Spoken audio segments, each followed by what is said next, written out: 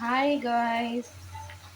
இன்னைக்கு எங்கள் வீட்டில் என்னன்னு பார்த்தாக்கா பள்ளிப்பாளையம் சிக்கன் கிரேவி ரெடி பண்ணிகிட்ருக்கேன். வெங்காயம் காஞ்ச மிளகா வதங்கிக்கிட்டு இருக்கு.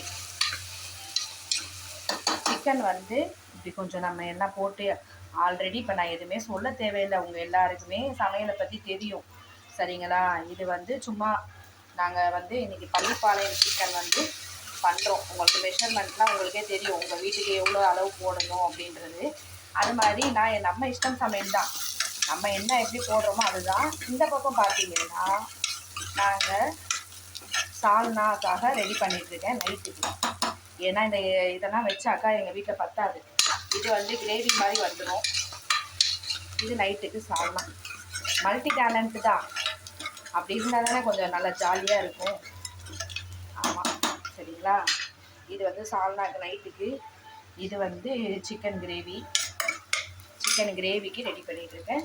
இது பள்ளிப்பாளையம் சிக்கன் கிரேவிக்காண்டி வெங்காயம் காஞ்ச மிளகா கருவேப்பிலை போட்டு ரெடி பண்ணிட்டு இருக்கேன். வதங்கணும், இது கொஞ்சம் நல்லா வதங்கணும். இது சால்னாக்கு வெங்காயம் வதங்கி வருது. இந்த தக்காளியை வந்து நான் கட் பண்ணி போட போகிறேன். இப்போ வந்து தக்காளி கட் பண்ணி போட்டுட்டேன். தக்காளி கொஞ்சம் வதங்கணும். தக்காளி வதங்கிடும், ஒன்றும் பிரச்சனை இல்லை. இந்த சிக்கனை வந்து நான் இதுக்குள்ளே போட போகிறேன். இது வந்து கிரேவிக்கு.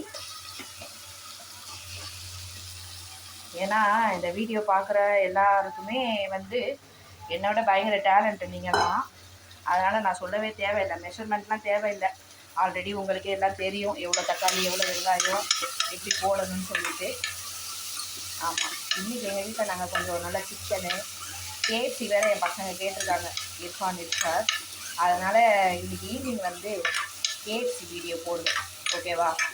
யாரும் பயந்துடாதீங்க, பயப்படுற அளவுக்கு எதுவும் இருக்காது அப்படின்னு நம்புகிறேன், ஓகேங்களா. இது பள்ளிப்பாளையம் சிக்கன் கிரேவிக்கு வதங்கிக்கிட்டே இருக்குது.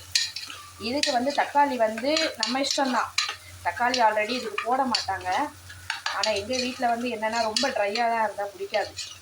எனக்கே அதாவது எங்கள் வீட்டிலன்னா எனக்கு என்ன பிடிக்குதோ அதுதான் எங்கள் வீட்டில் நான் செய்வேன். நான் எப்படி சாப்பிட்றேன்னா அது மாதிரி தான் எல்லாருமே சாப்பிடுவாங்க. எனக்கு கொஞ்சம் ட்ரையாலாம் இருந்தால் பிடிக்காது, கொஞ்சம் கிரேவியாக இருக்கணும். அப்படியே ரைஸில் போட்டு நம்ம சாப்பிடும்போது வேறு லெவலாக இருக்கும்.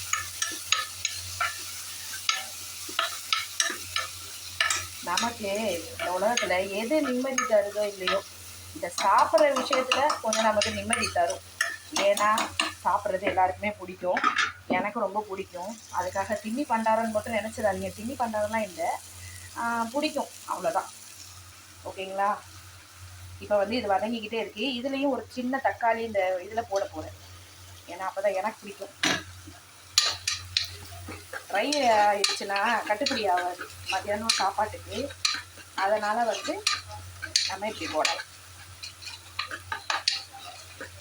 இன்னொன்று என்னென்னா, சமையலில் ருசியாக சாப்பிட தெரிஞ்சவங்க தான் ருசியாகவும் சமைப்பாங்க அப்படின்னு என்னுடைய மதர் சொல்லுவாங்க. அப்போ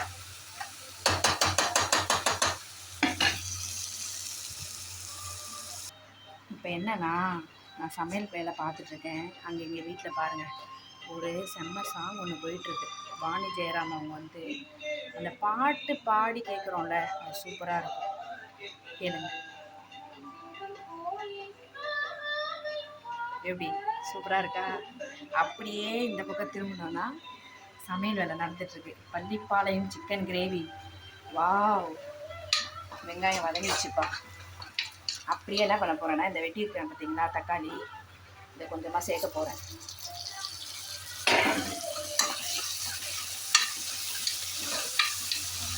அப்படியே இங்கே என்னென்னா கிரேவி ரெடி ஆயிடுச்சு. கறி போட்டேன்னா கொஞ்சம் புதினா மல்லி கருவேப்பிலை போடுங்க எல்லா சமையலுக்குமே, அதுதான் செம்ம டேஸ்ட்டு. விஷாலாம் நான் வந்து செடியெல்லாம் வளர்த்துட்ருக்கேன், அது உங்களுக்கு காட்டுறேன். கருவேப்பிலை செடியை தனியாக வச்சுருக்கேன் நான், ஏன்னா எனக்கு பிடிக்கும்.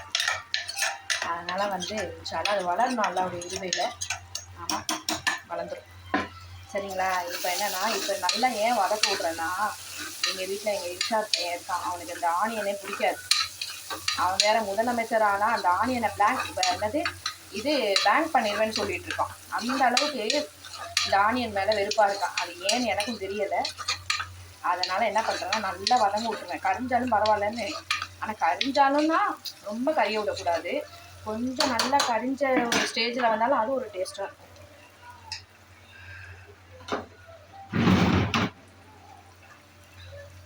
சரிங்களா? இது கொஞ்சம் நல்லா ரெடி ஆகிட்டே இருக்குது. இங்கே இது கொதிச்சு வருது இல்லை? இப்போ என்ன பண்ண போகிறோன்னா இதில் விசில் போட போகிறேன். இந்த சிக்கன் சரிங்களா? இப்போ விசில் போட்டோன்னா அழகாக சூப்பராக ரெடி ஆகிடும் நம்மளுடைய chicken gravy. Chettinad chicken gravy. ஏன்னா கருவேப்பிலை எல்லாம் சேர்க்குறோமா, அதனால் செட்டிநாடு சிக்கன் கிரேவின்னு நான் வச்சுருக்கேன் பேர். இது வந்து கண்டிப்பாறை சிக்கன் கிரேவி. ஆகா, எனக்கு ஒரு பிடிக்கணும்ப்பா. சரிங்களா? இப்போ இந்த ஸ்டேஜில் என்ன பண்ண போகிறேன்னா இந்த பொரிக்க வச்ச மாதிரி வச்சுருக்கேன் பாருங்கள், மஞ்சள் தூள் மிளகாத்தூள் எல்லாம் போட்டு இதை வந்து இதில் போட போகிறேன்.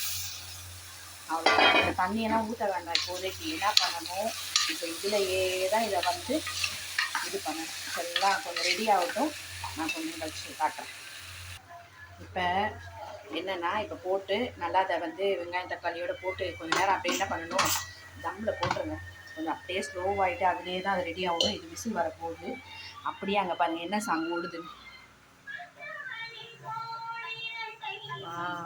செம்ம சாங்ப்பா.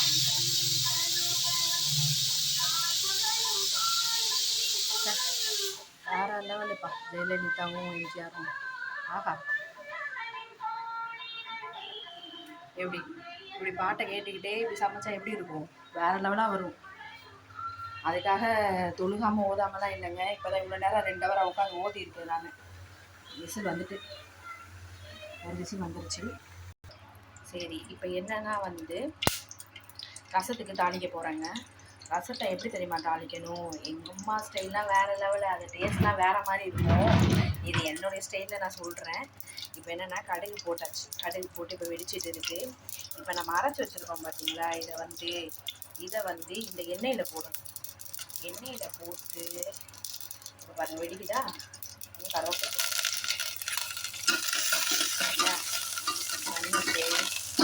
ஒன்றுமே இல்லை. இதை வந்து பார்த்தீங்களா, இதை நம்ம போட்டு எண்ணெயிலேயே வதக்கணும். வதக்குனீங்கன்னு வச்சுக்கோங்க, சான்ஸே இல்லை. அந்த ரசம் நல்லா இருக்கு, வேறு நல்லா வருது. இந்த பாருங்க போட்டு வதக்கிட்டு நான் வந்து மோஸ்ட்லி தக்காளி ரசம் தான் வைப்பேன். ஏன்னா எங்கள் மாமிக்கு வந்து அவங்களுக்கு பிடிச்ச மாதிரி செய்வேன். எனக்கு பிடிச்ச மாதிரி மட்டும் எப்போது நான் செஞ்சேன்னா அவ்வளோதான், அது நல்லா இருக்காது தான் எப்போவுமே. அது மாதிரி அவங்களுக்கு பிடிச்சது தக்காளி ரசம். அதனால் இதை நல்லா இதை போட்டு பண்ணிட்டு இதை வந்து அவ்வளோதாங்க. நல்லா என்ன பண்ணணும், தக்காளி ரசனால் கொதிக்கக்கூடாதுலாம் இல்லை, கொதிச்சா நல்லா தான் இருக்கும். ஏன்னா தக்காளி வந்து பச்சை வாடை வந்துடும், புரியுதுங்களா? அதனால் வந்துட்டு இப்போ வந்து இருக்கிறத எல்லாத்தையும் என்ன பண்ணணும், போட்டுட்டு கொதிக்கலாம். அதனால ஒன்றும் இல்லை. புளி ரசம் தான் வந்து நான் புளி வந்து அதிகமாக கொதிக்கக்கூடாது ரசத்தில் வந்து போடும்போது. அதனால் வந்துட்டு அதுக்காக புளியோதரை மிக்ஸில் தான் போடுறோம் கொதிக்குதுன்னா அப்படிலாம் கேட்கக்கூடாதுங்க. ஆமாம், நான் வந்து சும்மா அப்படி தான் சொல்லுவேன். ஆனால் தக்காளி ஏன்னா பச்சை வாடை வந்துடும்ல, அதனால் கொதிச்சு தான் ஆகணும், வேறு வழி இல்லை. அது ரசமாகவே இருந்தாலும் தக்காளி போடுறதுனால கொதிக்கணும். கொதிச்சு வரணும், நல்லாயிருக்கும். அது நல்லாயிருக்கும். இந்த மாதிரி நீங்கள் பண்ணிங்கன்னா அரைச்சதை எண்ணெயில் வதக்கி போட்டுட்டு அப்படி நம்ம பண்ணும்போது நல்லாயிருக்கும். வாங்க வாங்க, இப்போ வந்து சித்ரா பாட்டு ஓடிட்டுருக்கு.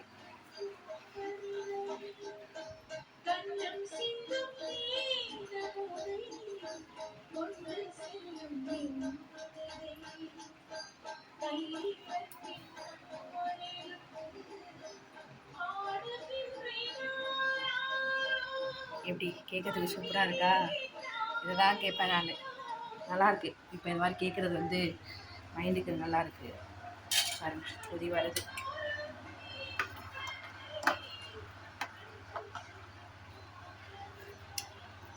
ஓகேவா? கொதிக்கணும். கொதிச்சிருச்சுன்னா ஒரு 2 கொதி, ரொம்ப நேரம்லாம் வேண்டாம். கொஞ்சம் 2 கொதி வந்துருச்சுன்னா அவ்வளோதான், ரசம் முடிஞ்சிச்சு, சிக்கன் கிரேவி முடிஞ்சாச்சு. பள்ளிப்பாளையம் சிக்கன் கிரேவி தான் ரெடி ஆகிட்டுருக்கு. அது ரெடி ஆனானா காட்டுறேன், சரிங்களா?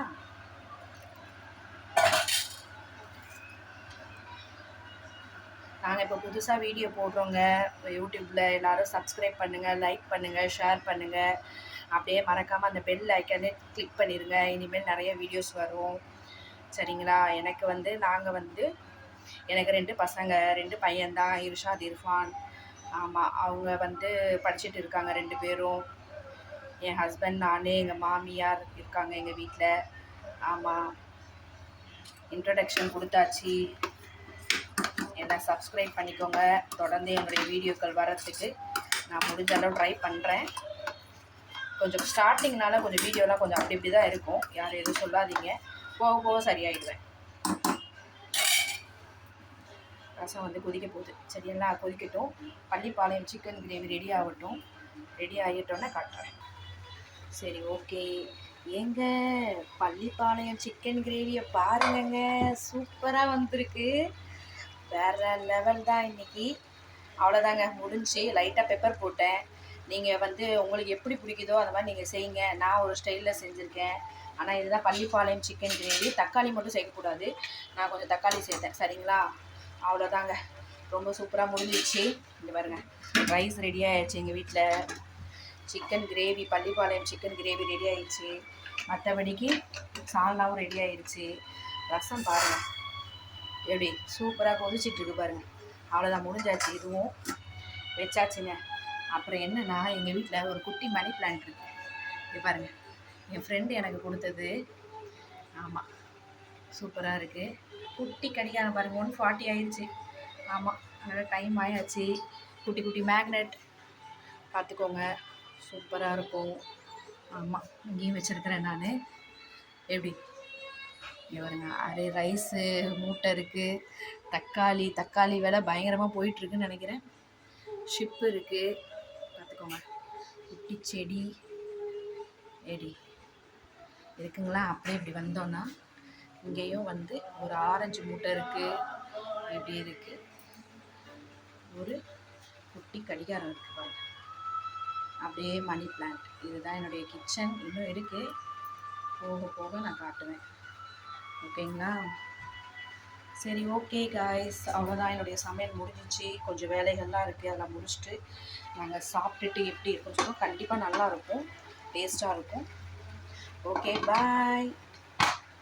சப்ஸ்கிரைப் பண்ணிக்கோங்க. இந்த வீடியோ பிடிச்சிருந்தா உங்களுக்கு லைக் பண்ணிக்கோங்க, ஷேர் பண்ணுங்கள். ஆமாம், நிறைய பேர் யூடியூப்பில் மாதிரி நாங்களும் இப்போ யூடியூப்பில் வீடியோ போட போகிறோம். அதுக்கு நீங்கள் ஆதரவு கொடுங்க. Bye guys.